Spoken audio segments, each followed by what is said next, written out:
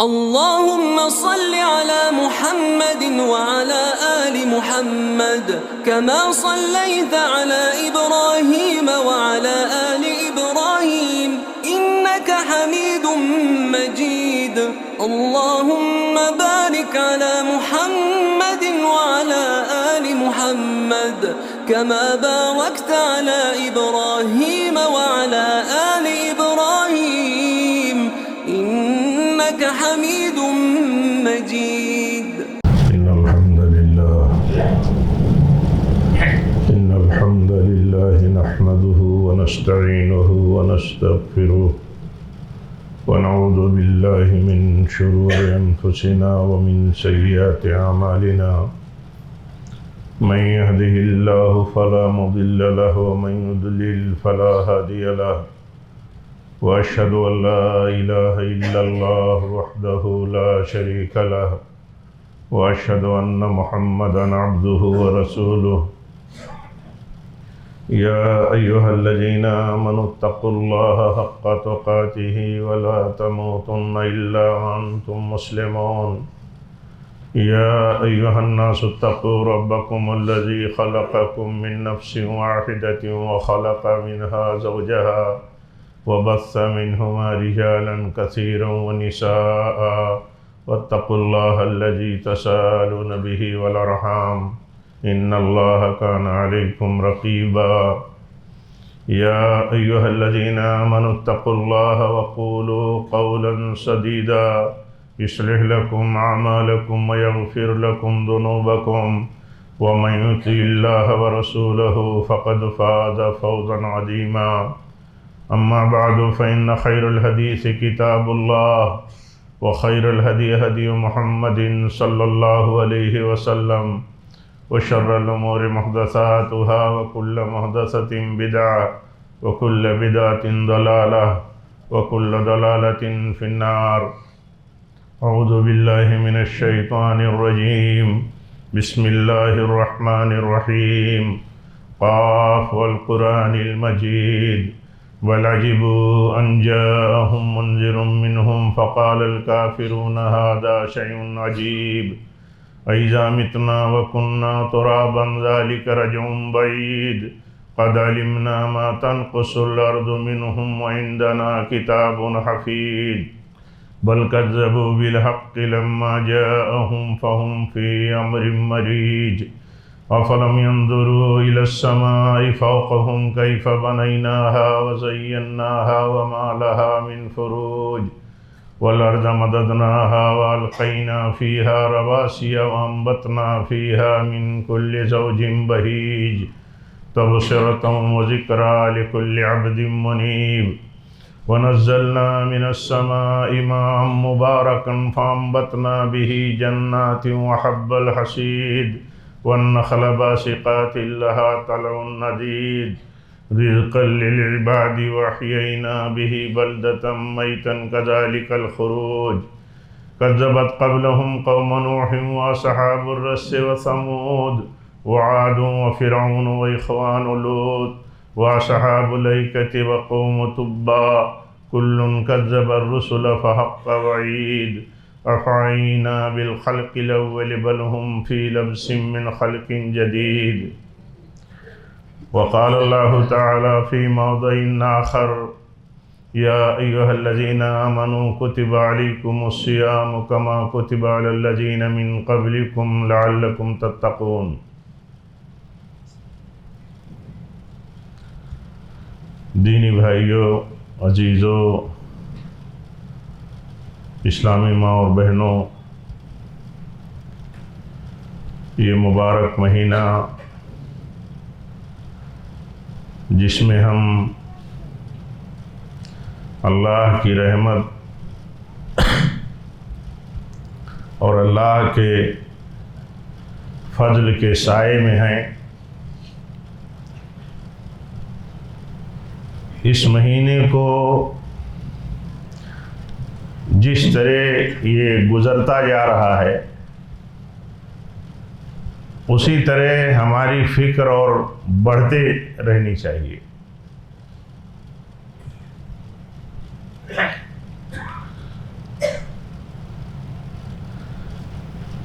اس کو ایسے سمجھ سکتے ہیں کہ اللہ کے نبی صلی اللہ علیہ وسلم کے سامنے جب آخری عشرہ آیا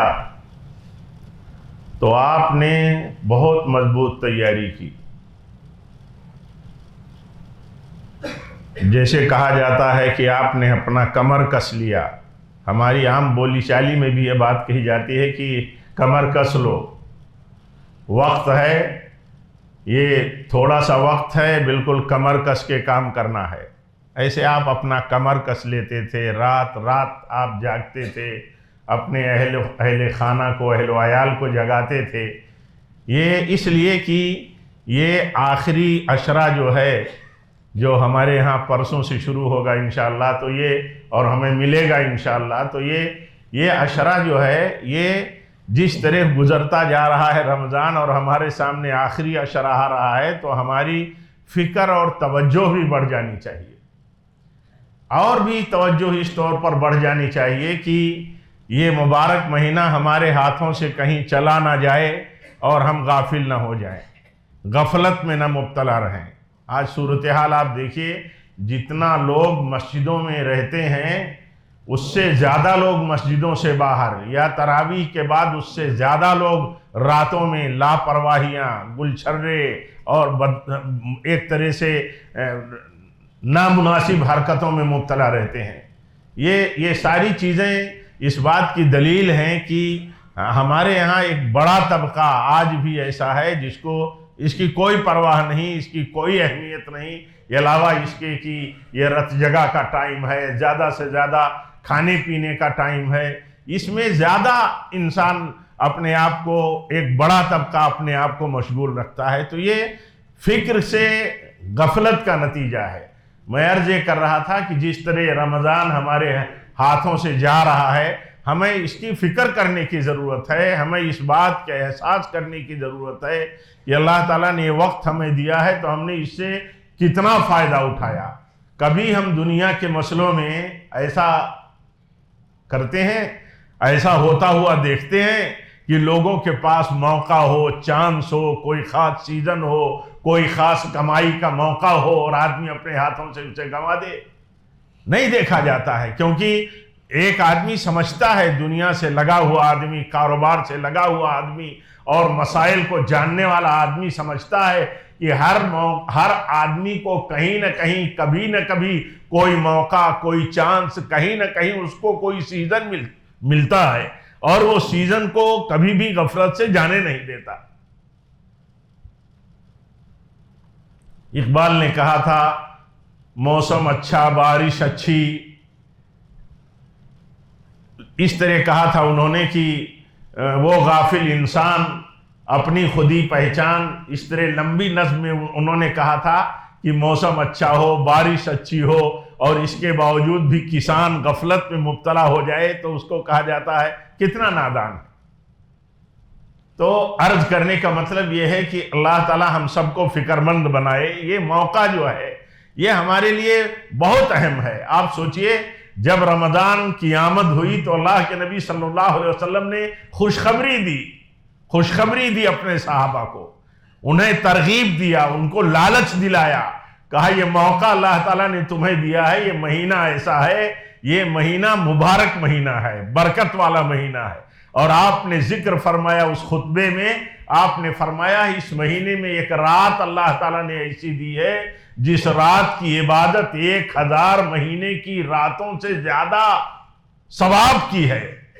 اس رات میں جو عبادت کی جائے گی، اس رات کی عبادت کا ثواب 1000 مہینہ کی راتوں میں بندہ عبادت کرتا رہے تو اتنا ثواب حاصل نہیں کر سکتا. تو آپ اس سے اندازہ لگائیے، ہم لوگ اس سے اندازہ لگائیں کہ اللہ کے نبی اپنے صحابہ کو رغبت دلاتے تھے. حدیث میں آتا ہے آپ نے اس رات کو پانے کے لیے پہلا عشرہ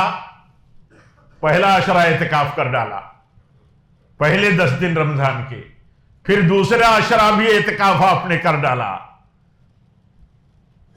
جبریل نے آ کر کے بتایا ہے آپ کو اللہ کی طرف سے کہ وہ رات جس کے لیے آپ اعتکاف کر رہے ہیں، پہلے عشرے میں آپ نے اعتکاف کیا، دوسرے عشرے میں آپ نے اعتکاف کیا، وہ رات تو اللہ تعالیٰ نے آخری عشرے میں رکھی ہے، آپ نے آخری عشرے کا اعتکاف کیا۔ یعنی آپ سوچئے ایک لالچ بسی رہنی چاہیے دل میں نیکیوں کے لیے، اور نیکیوں سے اللہ تعالیٰ کے یہاں بدلہ پانے کے لیے۔ نیکیاں ہوں گی تو ہمیں اللہ تعالیٰ اجر دے گا، بدلہ دے گا، مغفرت عطا فرمائے گا، ہمارے گناہوں کو معاف فرمائے گا، یہ لالچ لگی رہنی چاہیے۔ جب بندے کے اندر نیکیوں کی لالچ ہوگی تو اس کے ہاں وہ لالچ اور شوق اس کے اندر ایک طرح سے حوصلہ پیدا کر دے گا، اس کو ہمت دے دے گا، اس کے اندر کام کرنے کی کیپیسٹی کو بڑھا دے گا۔ جب حوصلہ ہوتا ہے آدمی کو کسی کام کا، جب کسی موسم اور سیزن کی کوئی بات ہوتی ہے تو آدمی تج دیتا ہے اپنی نیند کو، اپنے جسمانی صلاحیتوں کو لگا دیتا ہے، بھرپور تھکا دیتا ہے اپنے آپ کو۔ ایسا کہہ سکتے ہیں کہ آدمی وقت کا فائدہ اٹھانے کے لیے، سیزن کا فائدہ اٹھانے کے لیے تھکا دیتا ہے اپنے آپ کو۔ ہمارے ہاں کہا جاتا تھا نا کہ وہ 13 کارتک 3 اساڑھ، یہ جو کہا جاتا تھا کہ ایک موقع ہے، اس موقع کو کبھی کسان، کبھی کھیتی باڑی کرنے والا دہقان کبھی ضائع نہیں کر سکتا۔ ایسے اللہ تعالیٰ نے جس طرح دنیا میں بہت سارے موقع، بہت سارے موسم، بہت سارے سیزن اور مناسبتیں رکھی ہیں، ایسے اللہ تعالیٰ نے دن اور رات میں اور اسی طرح سال میں اللہ تعالیٰ نے مناسبتیں رکھی ہیں ہمارے لیے، ہم ایمان والوں کے لیے، امت محمدیہ کے لیے۔ کہا جاتا ہے کہ پہلی امتوں کی عمریں بہت لمبی لمبی ہوا کرتی ہیں، بہت لمبی ہوا کرتی تھیں۔ دیکھیے قرآن خود ہی کہتا ہے کہ حضرت نوح علیہ السلام نے 1000 سال اپنی قوم میں تبلیغ کیا، 1000 سال، 50 کم، تو اتنی لمبی لمبی عمریں ہوا کرتی تھیں۔ ہماری عمر کم ہے، ہمیں اللہ تعالیٰ نے اپنے فضل خاص سے کچھ موقع دے دیا، کچھ چانس دے دیا، تھوڑے سے وقت میں بڑی عمر کی عبادتوں کا ثواب حاصل کرنے کا اللہ تعالیٰ نے موقع دے دیا۔ تو اس طرح کے موقعوں کو وہی آدمی ضائع کر سکتا ہے جس کا ایمان کمزور ہو، جس کا ایمان کمزور ہو۔ یہ بات اس لیے کہی جاتی ہے کہ خود اللہ کے نبی صلی اللہ علیہ وسلم نے بات بیان کی ہے، آپ نے یہ بات بیان کی ہے، آپ فرماتے ہیں من قام لیلۃ القدر ایمانا واحتسابا غفر له ما تقدم من ذنبه، جس نے قدر کی رات جاگ کر کے اللہ کی عبادت کیا، اس کی تلاش کی آخری عشرے میں، اس کی تلاش کی، اگر آخری عشرہ پورا وہ اس کی تلاش میں نہیں لگا سکتا تو اللہ کے نبی نے فرمایا صلی اللہ علیہ وسلم کہ اس کو آخری عشرے کی طاق راتوں میں تلاش کرو، طاق راتوں میں۔ تو اللہ کے نبی فرماتے ہیں جس نے لیلۃ القدر میں قیام کیا، اس کو پانے کے لیے عبادت کی، رت جگہ کیا، اور رت جگہ گھومنے کے لیے نہیں، اس کو رت جگہ، عبادت کی رت جگہ نہیں کہہ سکتے۔ ہمارے بچے، ہمارے نوجوان، ہماری نئی جنریشن جس طرح رات گزارتی ہے، بالخصوص قدر کی راتوں کو، تو یہ لاپرواہی ہے، یہ ایمان کی کمزوری کی دلیل ہے۔ اللہ کے نبی فرماتے ہیں جس نے قدر کی رات کو جاگ کر کے، قدر کی رات کی تلاش میں آخری عشرے میں عبادتیں کر کے، رات کو جگا کر کے، اپنے آپ کو، اپنے اہل خانہ کو، جس نے قدر کی رات پانے کی کوشش کی، تو اللہ تعالیٰ فرماتا ہے غفر له ما تقدم من ذنبی، اس کے پچھلے گناہوں کو اللہ تعالیٰ بخش دیتا ہے۔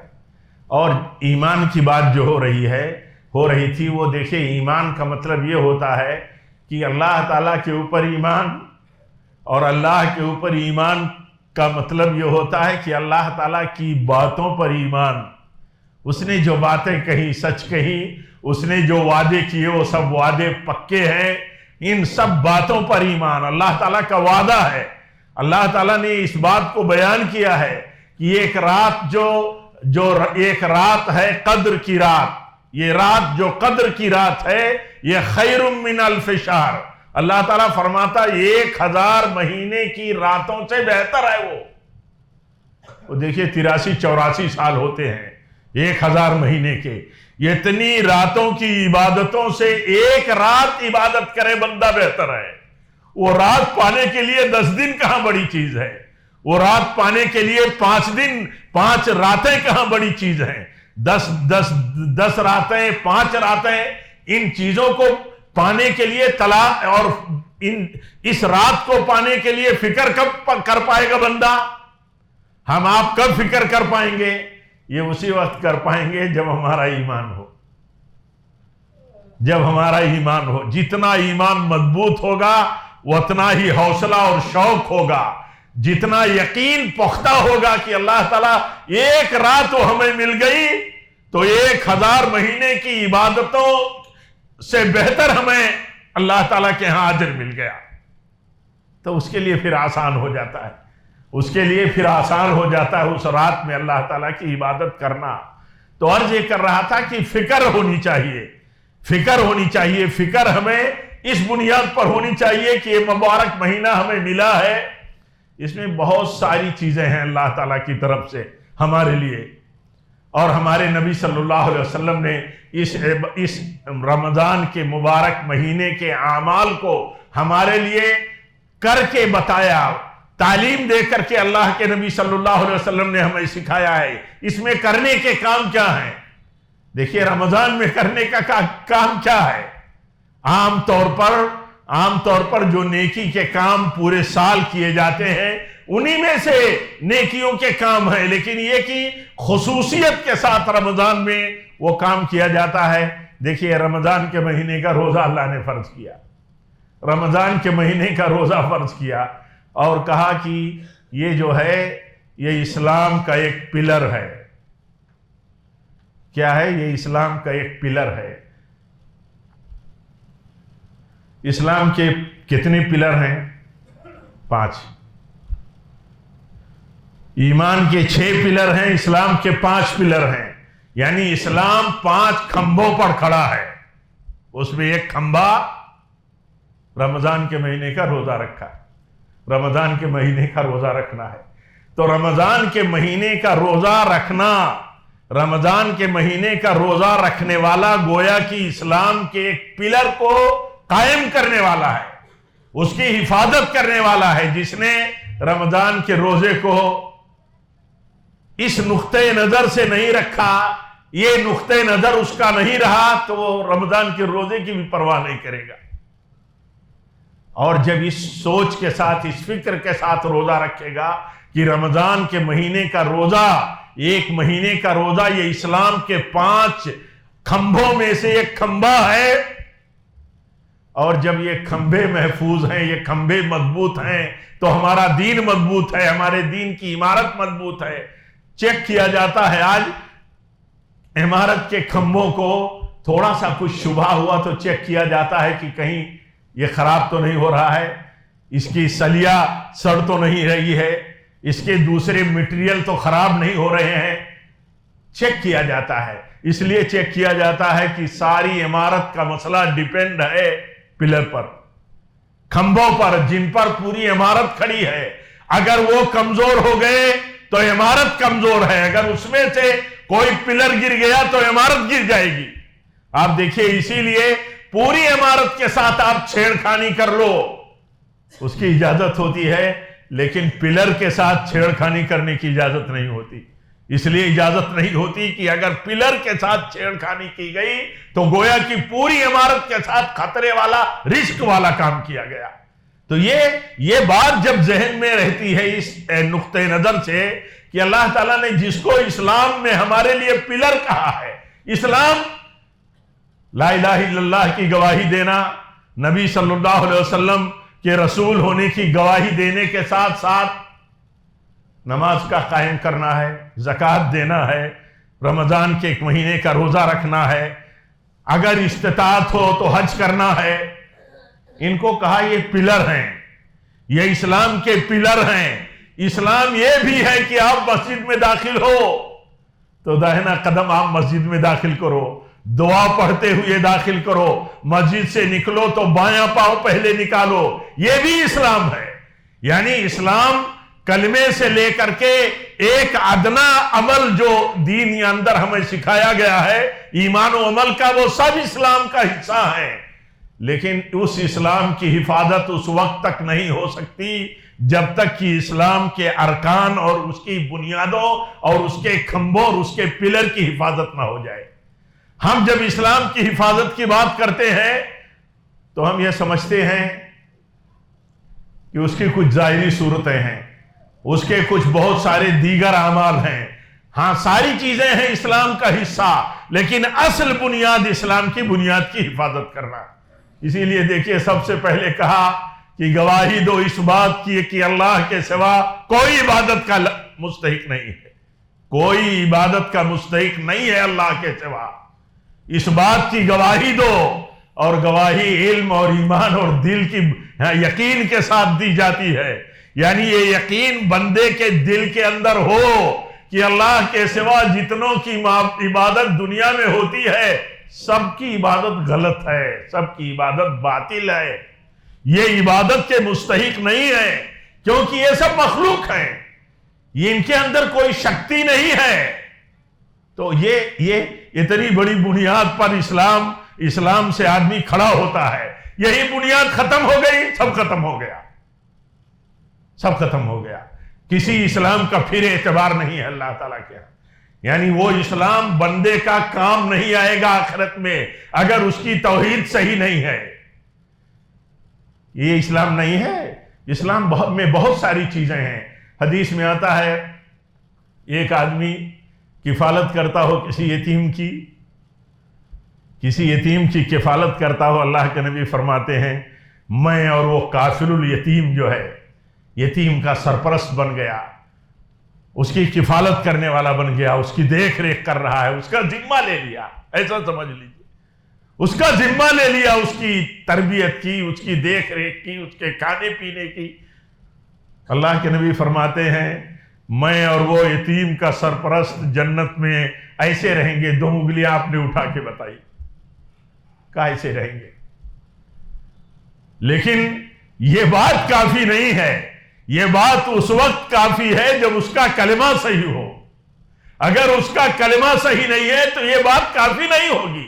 دنیا میں آپ نے دیکھا ہے اور آپ دنیا دیکھتے رہتے ہیں، معلوم نہیں کتنے سسٹم ہیں، کتنے ادارے ہیں، ہزار لوگوں کی کفالت، مجبوروں کی، مایوسوں کی، اور اسی طرح دنیا کے میں مشکلات میں مبتلا اور اسی طرح جنگ زدہ قوموں کی کفالت کرتے ہیں، ان کی دیکھ ریکھ کرتے ہیں، ان کے پیچھے کروڑوں نہیں اربوں خرچ کرنے کا ان کے پاس نظام ہوتا ہے۔ لیکن یہ صرف دنیا کی حد تک۔ اللہ تعالیٰ کے ہاں قیامت کے دن اس وقت ان کا کوئی عمل اللہ تعالیٰ کے ہاں انہیں جنت میں لے جانے کا ذریعہ نہیں بنے گا۔ جنت میں جانے کے لیے دین کی سب سے بڑی اور پہلی بنیاد اگر صحیح نہیں ہے تو جنت نہیں مل سکتی، اس لیے کہ دین صحیح نہیں ہے، توحید صحیح نہیں ہے، کفر ہے، ایمان ہے اور ایمان کے ساتھ شرک ہے۔ تو اللہ تعالیٰ فرماتا ہے کہ ہم نے وَمَن يُشْرِكْ بِاللَّهِ فَقَدْ حَرَّمَ اللَّهُ عَلَيْهِ الْجَنَّةَ، اللہ تعالیٰ فرماتا ہے جس نے شرک کیا اس کے اوپر اور اسی پر مر گیا تو اس کے اوپر جنت حرام ہے، چاہے جتنا نیکی کا کام کیا ہو۔ اسی لیے ایمان ضروری ہے، ایمان نیکی کے کام کے لیے ایمان ضروری ہے، اور نیکی کے کام کے لیے شوق اور رغبت پیدا ہو تو اس کے لیے ایمان ضروری ہے۔ اسی لیے جن کا ایمان مضبوط ہوتا ہے وہ اللہ تعالیٰ کے دین کا کام کرنے میں بڑے حوصلہ مند ہوتے ہیں، نیکی کا کام کرنے میں بڑا حوصلہ رہتا ہے ان کو۔ ایک آدمی کو معلوم ہے کہ یہ صدقہ، بندہ جو صدقہ دیتا ہے یہ صدقہ بلاؤں کو ٹالتی ہیں، صدقات سے بلائیں ٹلتی ہیں، آنے والی بلاؤں کو صدقات سے دفع کر دیا جاتا ہے۔ تو یہ تو اسی وقت ہوگا جب بندے کا ایمان ہو کہ ہم صدقہ کریں گے تو ہمارے اوپر آنے والی بلاؤں کو اللہ تعالیٰ ٹال دے گا۔ حدیث میں آتا ہے آنے والی بلا اور صدقہ آپس میں بھیڑ جاتے ہیں، وہ بھیڑ جاتے ہیں، بندے کا صدقہ اور بندے کو اوپر نازل ہونے والی بلا اور مصیبت یہ آپس میں ٹکرا جاتے ہیں، اور صدقہ فتح حاصل کر لیتا ہے آنے والی بلا پر اور بلا ٹل جاتی ہے۔ آپ بتائیے ایک آدمی اگر ہم اور آپ اپنے ہاتھ سے صدقہ دیتے ہو اور یہ ایمان ہمارا ہو تو دیکھو حوصلہ کتنا ہوگا، شوق کتنا ہوگا۔ علماء کہتے ہیں دینے والے کو زیادہ خوشی ہوگی اگر اس کا ایمان ہو، دینے والے کو زیادہ خوشی ہوگی کہ اللہ کے دیے ہوئے مال میں سے میں نے کچھ خرچ کر دیا، صدقہ کر دیا۔ کیوں؟ اس لیے خوشی اس کو زیادہ ہوگی کیونکہ اس کا ایمان ہے کہ یہ صدقات ہماری بلاؤں، ہمارے اوپر نازل ہونے والی بلاؤں کے دفاع کا ذریعہ ہیں۔ اور دوسری بات یہ کہ بلا آ چکی ہے، کسی بلا اور کسی مصیبت میں فتنے میں مبتلا ہو چکے ہیں، اس کے ازالے کے لیے، اس کے دور کرنے کے لیے بھی صدقہ ذریعہ ہے۔ تو ایمان بندے کا جب ہوتا ہے تو نیکیوں میں اس کو شوق، اس کو شوق ہوتا ہے، اس کو طلب ہوتی ہے اور اس کو خوشی ہوتی ہے۔ جیسے یہ بات کہی گئی کہ ایک دینے والا دے کر کے جتنا خوش ہوتا ہے لینے والے سے زیادہ خوش ہوتا ہے۔ کیوں خوش ہوتا ہے؟ اس لیے کہ وہ یہ سمجھتا ہے کہ یہ صدقہ بہت بڑی چیز ہے۔ حدیث میں آتا ہے، اللہ کے نبی صلی اللہ علیہ وسلم فرماتے ہیں میدان قیامت میں جہاں کوئی سایہ نہیں ہوگا اللہ کے سائے کے علاوہ، وہاں اس شخص کو بھی سایہ ملے گا اللہ کا، کس شخص کو؟ جو صدقہ دیتا ہے اور ایسا صدقہ دیتا ہے کہ اس کی سوچ یہ ہوتی ہے کہ چپکے سے ضرورت مند کو دے دوں، موقع پر پہنچا دوں، ضرورت والے سوال کرنے والے کو میں دے دوں، اور ایسا دینا چاہتا ہے کہ وہ دے داہنے ہاتھ سے تو اس کے بائیں ہاتھ کو خبر نہ ہو، مراد ایک ہی خاموشی سے دے دینا چاہتا ہے۔ تو آپ یہ بتائیے کہ اگر اس کا ایمان ہے، ہمارا آپ کا ایمان مضبوط ہے کہ یہ صدقہ جو خاموشی سے دے کر کے ہم اللہ تعالیٰ کی رضا ڈھونڈتے ہیں تو اس کے بدلے میں انعام کیا ہے؟ میدان قیامت میں جہاں کوئی سایہ نہیں ہوگا وہاں ایسے صدقہ کرنے والوں کو اللہ تعالیٰ سایہ دے گا۔ کیسا صدقہ کرنے والا ہو؟ دے رہا ہے، اس کو شوق اور اس کو خوشی ہے دینے میں، اور یہ سوچتا ہے کہ یہ دینا ہمارے لیے بہت بڑی کامیابی کا راز بن جائے گا۔ تو آپ بتائیے باندھ کر کے لینے کی کیفیت کہیں ہوگی؟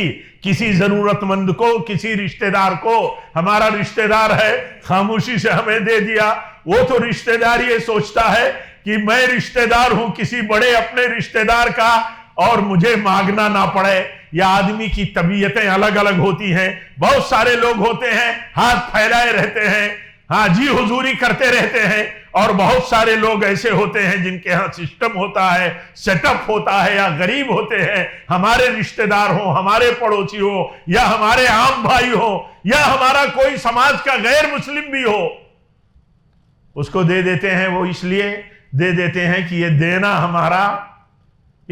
ہمارا بہت اہم ہے، اور وہ اس نقطہ نظر سے دیکھتے ہیں کہ ان لوگوں میں مزاج اور طبیعت کے الگ الگ لوگ ہوتے ہیں۔ بہت سارے لوگ سوال کرنا نہیں پسند کرتے، بہت سا ان کی بڑی فضیلت ہے، جو ضرورت مند تو ہوتے ہیں لیکن سوال کرنے سے بہت بچتے ہیں۔ لیکن ایک آدمی کی ذمہ داری بنتی ہے کہ وہ دیکھے گہری نظر سے، وہ دیکھے تحقیق کی نظر سے کہ ہمارے بیچ میں، ہمارے رشتہ داروں میں، ہمارے سرکل میں، ہمارے نیٹ ورک میں کیا کہیں ایسے کچھ لوگ تو نہیں ہیں جو ہماری مدد کے مستحق ہوں اور کہیں چھوٹ نہ جاتے ہو۔ اس کی لالچ کیوں ہوتی ہے اس کو یہ لالچ کب ہوگی؟ جب اس کا ایمان ہوگا کہ ہمیں اپنے رشتہ دار کو دینے میں ڈبل اجر ملے گا، ڈبل اجر۔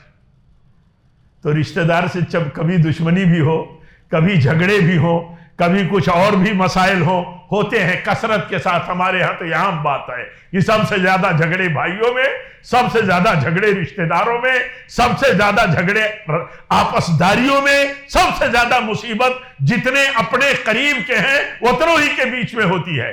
دور والوں سے کم مسئلے ہوتے ہیں، اپنوں سے زیادہ ہوتے ہیں۔ اب اپنے سب سے زیادہ حقدار ہیں ہمارے مال میں، اور ہمارا دل روٹھا ہوا ہے، ہمارے ساتھ معاملات اس کے بگڑے ہوئے ہیں، ہم اس سے ملنا جلنا تک پسند نہیں کرتے، ہمارے معاملے میں وہ ظالم ہے، ہمارا رشتہ دار ہے، لیکن بڑی مشکل یہ ہے کہ وہ حقدار بن گیا ہے۔ بہت مشکل یہ ہے کہ وہ غریب ہے تو مالدار، ہم مالدار بھائیوں کے مال میں ہمارا غریب بھائی رشتہ دار بن گیا، حقدار بن گیا ہے، تو کیسے دے پائے گا؟ آپ بتائیے، مالدار بھائی یا مالدار رشتہ دار اپنے غریب رشتہ دار کو کیسے دے پائے گا؟ اس وقت دے پائے گا جب اس کا ایمان ہوگا کہ کہیں اور دیا تو ڈبل 1 گنا ہمیں اجر ملے گا، اور اپنے رشتہ دار کو دے دیا تو ڈبل اجر ملے گا۔ تو ثواب کا لالچی آدمی اپنے آپ کو اور اپنے نفس کو اور اپنی خواہشات کو جو غلط رخ پر جاتی ہیں تو ان کو لگام لگاتا ہے، ان کو لگام لگاتا ہے۔ آپ سوچو، ایک آدمی آیا، اللہ کے نبی قرض تھے اس کے، تو بہت غلط لفظ استعمال کیا، غلط ورڈنگ کیا، باپ دادا کی بات کر دی۔ ابھی 2 دنوں پہلے کہیں جھگڑا ہوا تو خالی اس بات پر جھگڑا کہ ہمیں جو کچھ کہا تھا ہمارے باپ دادا کو کیوں کہا۔ آپ سے بتا رہا ہوں، ایک جھگڑا ایسے ہی وارد ہوا تو باپ دادا کی بات کر دیا۔ اللہ کے نبی صلی اللہ علیہ وسلم کے بارے میں کہا کہ یہ عبد المطلب کی اولاد بہت ٹال بٹول کرتی ہے دینے میں۔ اب بہت غصہ ہوئے، مجلس میں بیٹھے ہوئے صحابہ، ناقابل برداشت ان کو لگا، لیکن اللہ کے نبی نے سمجھایا، وہیں پوچھوایا کہ بھئی تجھے دینے میں جو وقت اور وعدہ تھا یہ بتا، وہ پورا ہوا؟ لیکن اتنا سب ہونے کے باوجود اللہ کے نبی نے فرمایا اسے زیادہ دے دو، کہا اسے زیادہ دے دو۔ آپ سوچو، یہ چیز پیدا ہونی چاہیے۔ یہ چیز اگر نہیں پیدا ہوئی، ہم چھوٹے ہوں یا بڑے ہوں، ہمارے ہاتھ کھلے ہوں۔ ایک بات تو یہ ہو کہ صدقہ کے لیے ہاتھ کھلا ہونا چاہیے، اس میں ضروری نہیں ہے کہ ہم کتنے مالدار ہیں۔ یہ کہاں ضروری ہے صدقہ دینے والے کے لیے کہ وہ مالدار ہو؟ اللہ کے نبی کتنے مالدار تھے؟ کون سی زکوٰۃ آپ کے اوپر فرض تھی؟ آپ بتائیے، کہیں سنا آپ نے کہ اللہ کے نبی صلی اللہ علیہ وسلم پر زکوٰۃ فرض تھی اور آپ اپنے مال سے زکوٰۃ دیا کرتے تھے؟ نہیں سنا۔ ہمارے ہاں مسئلہ یہ ہے کہ جس کے پاس مال ہے وہی دینے والا ہے۔ ہمارے ہاں عام ماحول یہ ہے۔ میں یہ کہتا ہوں سوچ عام ہے، ایسا نہیں کہ نہیں دیتے، لیکن یہ سوچنا کہ یہ مالداروں کا کام ہے خرچ کرنا، یہ صحیح نہیں ہے۔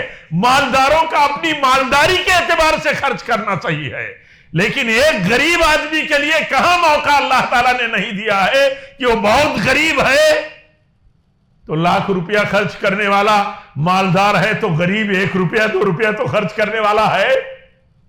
حدیث میں آتا ہے ایک شخص 1 لاکھ روپیہ خرچ کرتا ہے، اللہ کا دیا ہوا مال ہے اس کے پاس، اللہ نے اپنی مصلحت سے دیا ایک آدمی کو کروڑوں، وہ لاکھ روپیہ خرچ کرتا ہے، لیکن اللہ کے بندوں میں سے ایک بندہ ایسا ہے جو 1 روپیہ خرچ کرتا ہے اور دونوں ثواب میں برابر ہو جاتے ہیں۔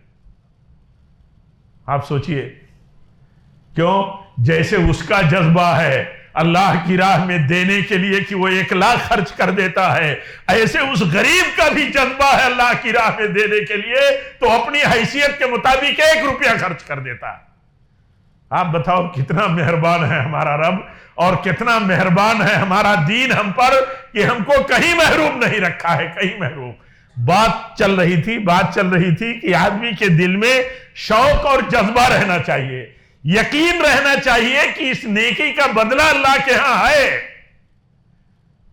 جس کا یقین ہوگا وہ دینے کے لیے مجبوری میں نہیں دے گا کہ گھیر لیا لوگوں نے، بڑے لوگوں نے گھیر لیا، رشتہ داروں نے گھیر لیا، ہمارے کاروباری ساتھیوں نے گھیر لیا۔ اس کا دماغ یہ ہوگا کہ یہ دینا اللہ تعالیٰ کی راہ میں کسی حال میں فائدے کے سوا کوئی نقصان نہیں ہے، کوئی نقصان نہیں ہے۔ اس کا ایمان ہے کہ یہ دینا اللہ تعالیٰ کی راہ میں قیامت میں بعض روایتوں میں آتا ہے صدقے کا سایہ ہوگا، صدقے کا۔ قیامت میں جہاں سایہ نہیں ہوگا اللہ کا سایہ ہوگا، وہاں بعض روایتوں میں آتا ہے کہ صدقہ کا سایہ ہوگا۔ بندہ جو خرچ کرتا ہے وہ صدقہ سایہ بن جائے گا قیامت کے دن، جہاں کوئی سایہ نہیں ہوگا۔ تو آپ بتائیے یہ ایمان اگر ہے ایک تابعی کے بارے میں ملتا ہے کہ وہ مسجد میں آتے تھے تو کچھ نہ کچھ جیب میں رکھ لیتے تھے. مسجد میں جا رہے ہیں کچھ دے دیں گے کہیں کسی کو. یہ ان کا طریقہ تھا. ایک دن انہوں نے کیا کیا، دیکھا کچھ نہیں ملا تو ایک پیاز رکھ لیا، آدھا ایک رکھ لیا. تو انہیں کسی بچے نے کہا یہ کیا؟ کہا نہیں کچھ نہیں ملا تو یہی رکھ لیا، دے دوں گا کسی کو.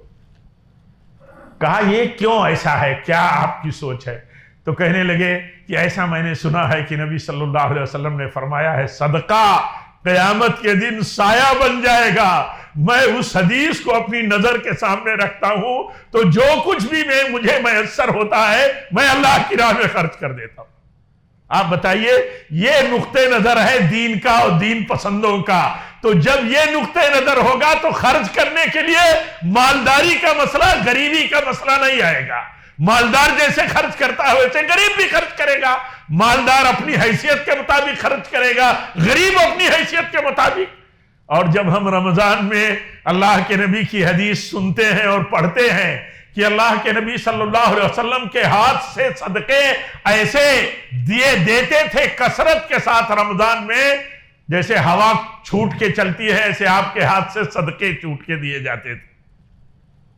تو اور ایک غریب بھائی ہمارا، ہم میں جو غریب ہو وہ سنتا ہو، اور جب وہ سنتا ہوگا کہ اللہ کے نبی تو مالداروں میں سے نہیں تھے، آپ کے پاس دولت اتنی نہیں تھی کہ زکوٰۃ لاگو ہوتی ہو، اس کے باوجود آپ کے پاس جو میسر ہوتا تھا آپ سب سے سخی تھے. 12 مہینے آپ سب سے سخی تھے، لیکن رمضان میں آپ کی سخاوت حد سے زیادہ ہو جاتی تھی. تو نہیں زیادہ کر سکتا، بڑی نوٹ نہیں رکھ سکتا، تو 10-10 روپے 1-1 روپے رکھ کر کے اپنا نبی کی سنت کی مطابقت کا، سنت سے محبت کا عملی مظاہرہ کرتا رہے گا. نہیں 10 اور 100 500 دے سکتا، 1-1 روپیہ نکال کر کے دینے کی اپنی عادت بنائے رہے گا. اور کیا کہے گا، کیا سوچے گا؟ اللہ کے نبی سب سے زیادہ رمضان میں سخی ہو جایا کرتے تھے، تو ہم بھی اپنی حیثیت کے مطابق سخی ہیں، ہم بھی سنت کی پیروی کرتے ہوئے سخی ہیں. تو یہ چیز میرے بھائیوں، یہ چیز ایمان پر منحصر ہے. کتنا ایمان ہمارا ہے مضبوط، کتنا یقین ہے. یہ باتیں اس لیے نہیں ہیں کہ انہیں بیان کر دیا جائے، یہ باتیں اس لیے ہیں کہ انہیں بیان کیا جائے، ہمارا ایمان اور یقین بڑھے. اور بلا ایمان و یقین کے جو عمل ہوگا، اس عمل کا معاملہ کیسا ہوگا؟ یا تو ہم اپنے بڑوں کے ساتھ رہتے ہیں تو ہمیں بھی دینا پڑے گا، یا تو سماج دے رہا ہے تو ہمیں بھی دینا پڑے گا. ہمارے چھوٹے بڑے روزہ رکھتے ہیں تو ہمیں بھی روزہ رکھنا پڑے گا. ہمارے سماج میں ماحول ایسا ہے کہ لوگ ایک دوسرے کی خبرگیری رمضان میں کرتے ہیں تو ہمیں بھی کرنا پڑے گا. ہم اپنے امام اور عالم اور مؤذن کی مدد کرتے ہیں، اپنے غریبوں کے رشتہ داروں کے ساتھ ان کا بھی خیال کرتے ہیں. اس لیے کہ لوگ کرتے ہیں، کہیں گے کہ یہ صاحب حیثیت ہے، انہوں نے کچھ نہیں کیا. لیکن جس آدمی کا مقصد اور جس آدمی کی سوچ بلند ہوتی ہے اللہ کے ہاں اجر پانے کے لیے، تو دیکھتا ہے کہ اپنے لوگوں کو دینے کے ساتھ ساتھ کہاں دینا زیادہ کارگر ہے، کہاں زیادہ دینا کارگر ہے. اللہ کے دین کی سربلندی کے لیے، اللہ کے دین کی حفاظت کے لیے، اللہ کے دین کے سپاہیوں کے لیے، جو لوگ رات دن سپاہی کی طرح دین کی حفاظت کا کام کرتے ہیں، ان کو دینے کے بعد ان کے دلوں میں یہ خوشی ہوگی کہ ہم اللہ تعالیٰ کے دین کے تقاضوں پر اس کے حکم کے مطابق خرچ کرتے ہیں.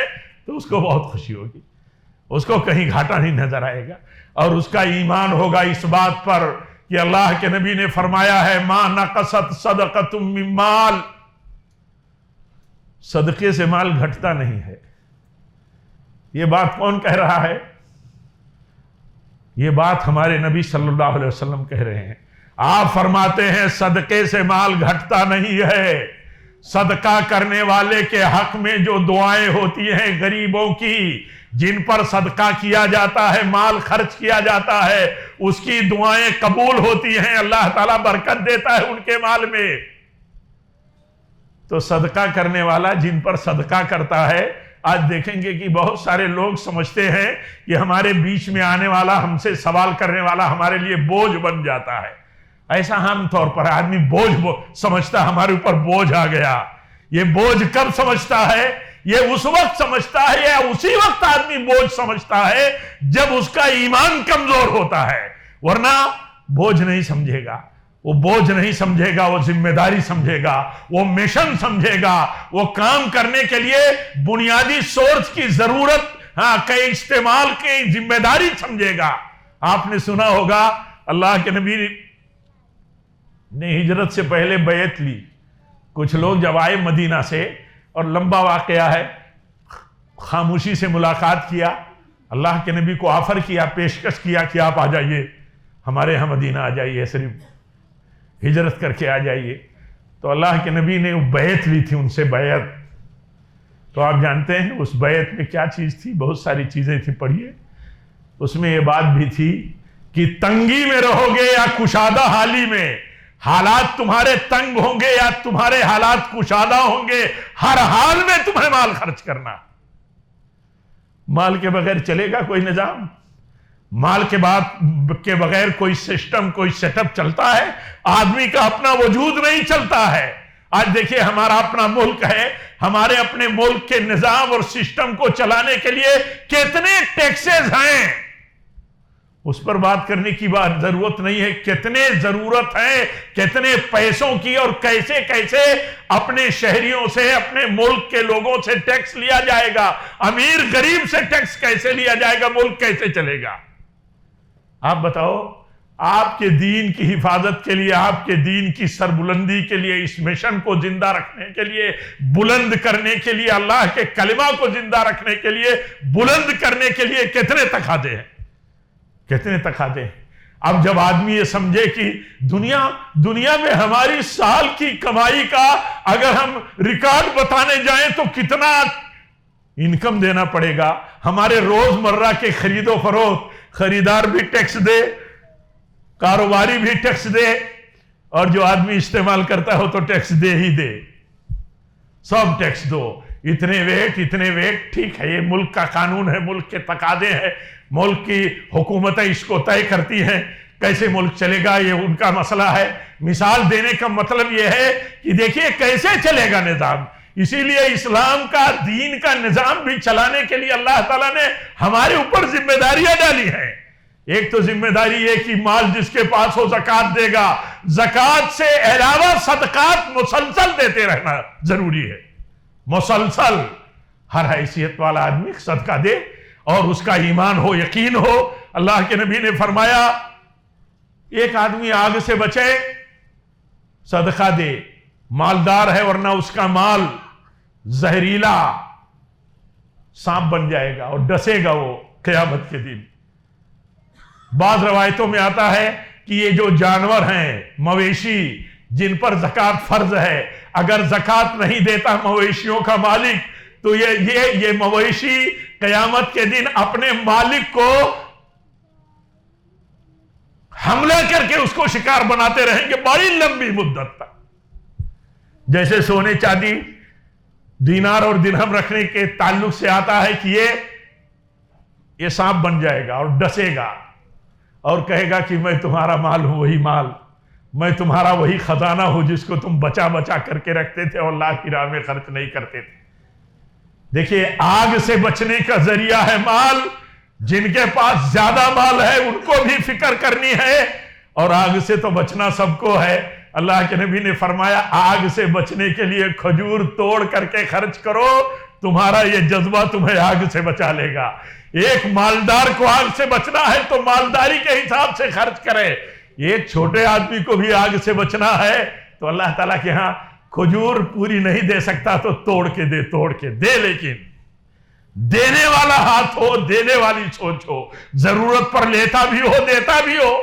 ایک غریب آدمی ہمارا رشتہ دار ہے، ہمارے مال سے اس کو زکوٰۃ ملتی ہے، صدقہ ملتا ہے، اور وہ بھی تو ہدیہ دیتا ہے جیسے مالدار ہمارے بھائی ہدیہ دیتے ہیں، اور اس کے پاس آیا ہوا جو مال ہے وہ صدقے کا ہے، زکوٰۃ کا ہے. لیکن اللہ تعالیٰ نے دیکھیے اس کا مال بھی اس کے پاس جب چلا گیا تو اس کا مالک ہو گیا، وہ صدقے کا مال نہیں رہا. وہ اپنے مالدار رشتہ دار کو وہ ہدیہ کرے گا تو ہدیہ ہوگا، وہ صدقہ نہیں ہوگا۔ اللہ کے نبی کے پاس کوئی گوشت آیا تو کہا فلاں عورت کے پاس سے آیا ہے، صدقے کا گوشت ہے، تو آپ نے فرمایا اس کے ہاں جب گوشت گیا تو صدقے کا گوشت گیا، اب اس نے جب وہ گوشت کسی اور کو دیا تو ہدیہ ہو گیا۔